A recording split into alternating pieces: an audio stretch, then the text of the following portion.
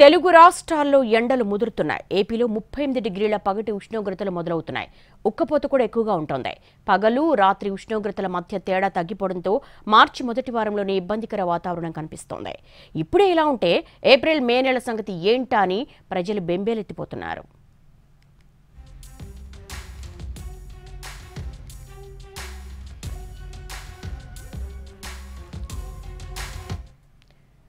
తెలుగు రాష్ట్రాల్లో ఎండలు ముదురుతున్నాయి. ఏపీలో 38 డిగ్రీల పగటి ఉష్ణోగ్రతలు మొదలవుతున్నాయి. ఉక్కపోత చాలా ఎక్కువగా ఉంటుంది. పగలు రాత్రి ఉష్ణోగ్రతల మధ్య తేడా తగ్గిపోవడంతో మార్చి మొదటి వారంలోనే ఇబ్బందికర వాతావరణం ఏర్పడుతోంది. ఇప్పుడే ఇలా ఉంటే ఏప్రిల్ మే సంగతి ఏంటా అని ప్రజలు బెంబేలెత్తుతున్నారు. పెరుగుతున్న ఉష్ణోగ్రతలపై విశాఖ నుంచి మా ప్రతినిధి రవిచంద్ర మరింత సమాచారం అందిస్తారు. తెలుగు రాష్ట్రాల్లో క్రమేపీ పగటి ఉష్ణోగ్రతలు పెరుగుతున్నాయి. ఎండల తీవ్రతకు ప్రజలు అవస్థలు పడాల్సిన పరిస్థితి మొదలైంది. సీజన్ ప్రారంభంలోనే ఎండల ఉధృతి ఈ స్థాయిలో ఉంటే వచ్చే 3 నెలలు గడ్డికాలం తప్పదని ఆందోళన వ్యక్తమవుతోంది. ప్రస్తుతం కోస్తా జిల్లాల్లో తీవ్రమైన ఉక్కపోత కనిపిస్తోంది. రాత్రిపూట టెంపరేచర్స్ కూడా సాధారణం కంటే ఎక్కువగా ఉంటున్నాయి. దీంతో ప్రజలు అల్లాడుతున్న పరిస్థితి ఉంది. వచ్చే 3 నెలలు తీవ్రమైన ఎండలు ఉంటాయని భారత వాతావరణ శాఖ ఇప్పటికే హెచ్చరికలు జారీ చేస్తోంది. సరే, ఎట్లా ఉంది అంటే మార్చి మొదటి వారంలోనే ఈ స్థాయిలో ఎండలు ఉన్నాయి, మీకు ఏమనిపిస్తుంది? సంవత్సరం చాలా ఎండలు ఎక్కువ ఉంటాయి అనుకుంటున్నానండి. ఎందుకంటే మార్చి ఫస్ట్ వీక్లోనే ఇలా ఉందంటే ఇంకా రాను ఏప్రిల్ మేలో ఉండలేమేమో అని నా భయం వేస్తుందండి. అది ఎందుకంటే అసలు చాలా వేడిగా ఉంది. పాప కూడా నైట్ పడుకోలేకపోయింది. ఏమంటే నైట్ టైం కూడా అంత వేడంటే ఇప్పుడు పగల పరిస్థితి ఏంటని అర్థం అవట్లేదండి. మరి రాను ఎక్కువ ఉంటుందేమని చిన్న భయం కూడా ఉంది. అందుకని జాగ్రత్తగా ఉండాలని అనుకుంటున్నానండి. ఉదయం 11 తర్వాత రోడ్లపైకి రావాలంటే భయపడే వాతావరణమే కనిపిస్తోంది. స్కార్ఫ్లు కట్టుకుని రోడ్ల మీద తిరగాల్సిన వాతావరణం.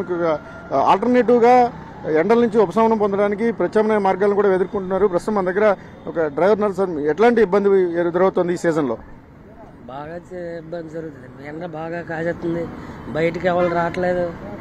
ఇప్పటి నుంచి ఫస్ట్ తారీఖులో ఎంత ఎండ కాస్తుంది, రాను ఇంకా ఎక్కువ అయిపోద్దేమో తెలియదు.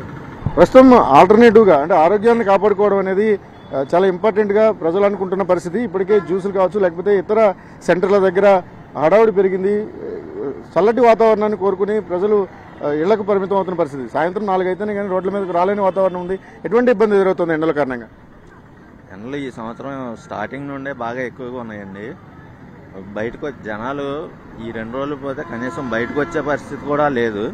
కోస్తా ఆంధ్రతో పోలిస్తే రాయలసీమలో ఉష్ణోగ్రతలు ఎక్కువగా నమోదవుతున్నాయి. అనంతపురంలో రికార్డు స్థాయిలో 41 డిగ్రీల సెంటీగ్రేడ్ నమోదైంది. వచ్చే రోజుల్లో రాయలసీమ, తెలంగాణ రీజియన్లో ఉష్ణోగ్రతలు మరింత ఎక్కువగా ఉంటాయని భారత వాతావరణ శాఖ అంచనా వేస్తోంది. ఇక కోస్తా జిల్లాలకు సంబంధించి తీర ప్రాంతం ఎక్కువగా ఉన్న చోట వాతావరణంలో అంటే టెంపరేచర్స్ పెద్దగా మార్పులు లేనప్పటికీ కూడా తీవ్రమైన ఉక్కపోతతో కూడిన హీట్ ఇండెక్స్ ఉంటుంది. హీట్ కారణంగా హీట్ ఐలాండ్స్ ఫామ్ అవడం కారణంగా తీవ్రమైన ఉక్కపోత వాతావరణాన్ని ఎదుర్కోవాల్సిన పరిస్థితి ఉంటుంది. కాబట్టి ఎండకు ఉక్కపోతలు తోడైతే మరింత సఫకేషన్ వస్తుంది, ఇబ్బంది పడాల్సిన పరిస్థితి ఉంటుంది. కాబట్టి ప్రజలు అప్రమత్తంగా ఉండమని అధికారులు కానీ భారత వాతావరణ శాఖ కానీ ఇప్పటికే సూచనలు జారీ చేసింది. ఇది వచ్చే 2 నెలల్లో మరింత గరిష్ట స్థాయికి చేరి తీవ్రమైన ఇబ్బందికర వాతావరణాన్ని కలిగించే అవకాశం అయితే స్పష్టంగా కనిపిస్తుంది. కెమెరామెన్ సురేష్తో రవిచంద్రన్, NTV.